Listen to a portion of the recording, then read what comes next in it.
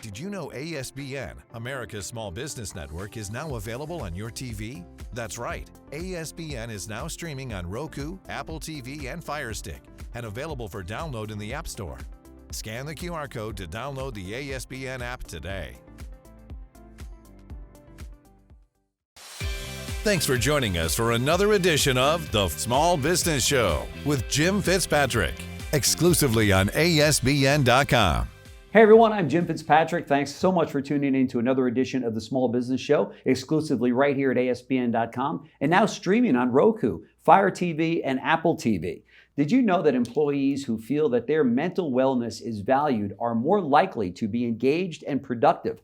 Joining us now to give us insights into how business owners can weave wellness into their staff interactions and make mental wellness a priority is CEO of Proem Behavioral Health, John Leder. John is dedicated to improving mental health treatments and assessments. Welcome to the show, John. Thanks so much. This is a very hot topic these days. Yes, it is, and thank you for having me. What are some of the steps business owners can take to promote a culture of mental wellness in their organizations? I think it certainly starts from the top. Okay.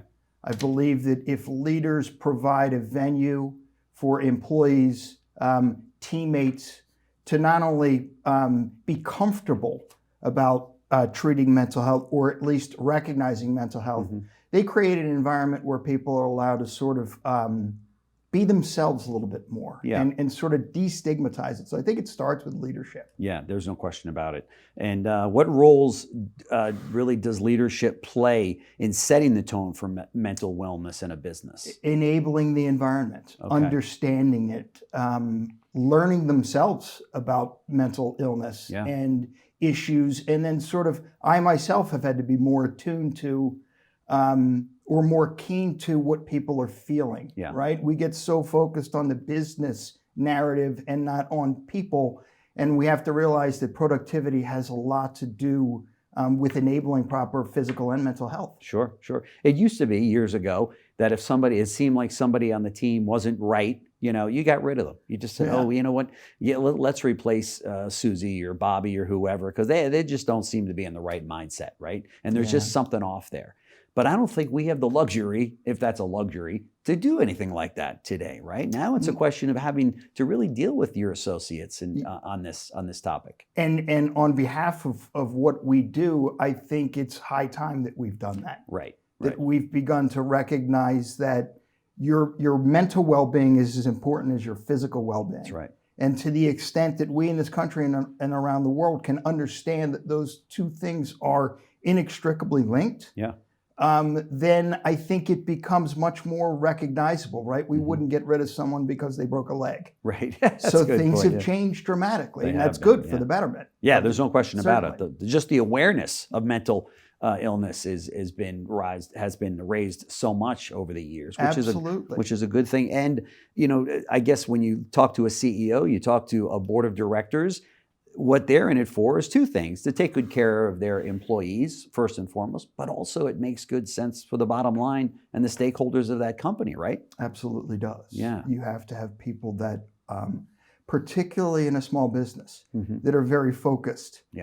Distractions, things that are getting in the way of focus are even, I guess, more amplified in a smaller business than you would say in a corporation where you're a smaller piece of the larger puzzle. That's true. Yeah, if you've got a workforce of 10 or 15, you're really relying on those 10 or 15 versus saying, well, we got 1,000 employees. That's right.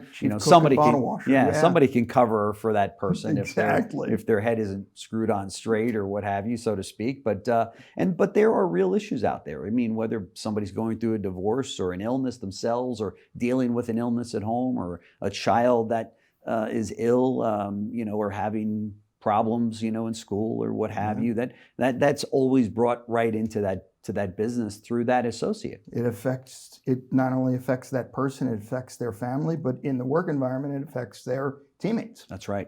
Yeah. And as I said in the opening here, that people are much more engaged and they appreciate their employer being even focused on this area, right? Talk to me about that.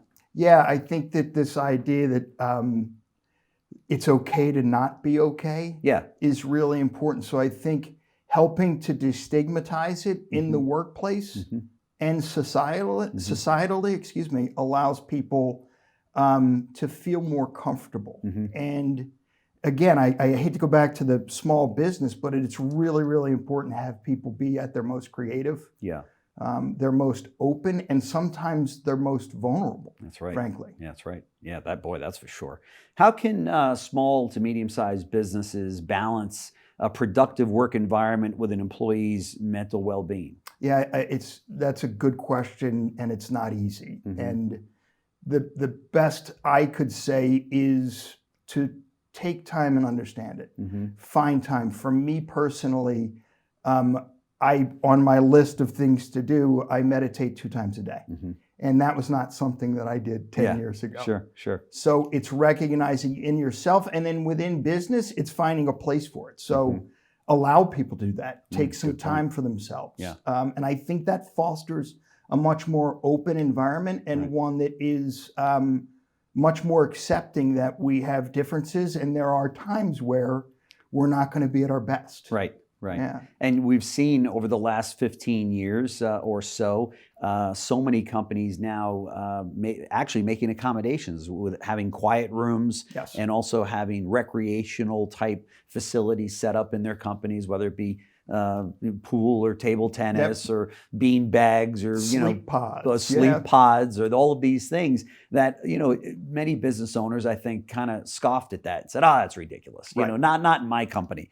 But at the end of the day, it's almost essential today, right? A lot has changed. Yeah, right. Yeah, a lot has changed. There's no question. And we're talking about dual working households. We're talking about a different paradigm. We're talking about the effects of COVID, the understanding that it is okay not to be okay. So the more that we understand as business leaders the importance of finding a place for someone's physical and mental well-being, the better off we're going to be. Many people that work for companies are afraid to mention anything as it relates, stepping forward or raising their hand to say, hey, I'm going through some stuff right now, right? Because right away they think, I'm going to be, here I go. They're going to put a mark over me and say, watch Jim. We don't know if he's going to make it through, or maybe we should replace him or not give him as much workload or what have you.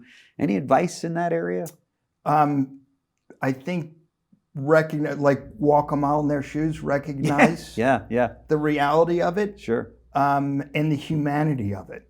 And I can tell you, having come from that and understanding that at times the business has to get done. I would never say set aside what your goals are and your shareholders or your board or the other teammates on your team.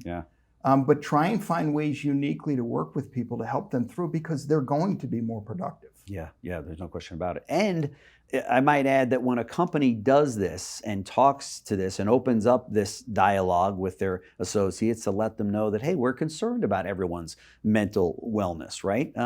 It makes for a much more engaged associate, and one that's probably more loyal to that company, to say, I appreciate that in my employer. And from a recruitment standpoint, you're going to get people that say, it's a great place to work. Absolutely. Yeah. It is something, certainly in dealing with larger companies, particularly in my last role, that is very important to them. Understanding that this idea of parity, that it's as important that we're focused here as we are, physically. And by the way, when there is a physical ailment, there is an associated behavioral health concern, or at least connection to that. So I think it's just making it more mainstream and part of what you exist to do as a company, sort of your mission. I think that creates a very different environment and a differentiator for you. So for some of the business owners that are watching us have this discussion and they're listening to us, what advice would you have, for them, for business owners who want to start prioritizing mental health with their staffs and employees? Get them involved. Okay. Ask them. Okay. As a group, individually, how should that be done? I would say, for me, more personally, would be individually, would sort of how I've always done it, and then collectively as the group, and decide on, how do we attack this?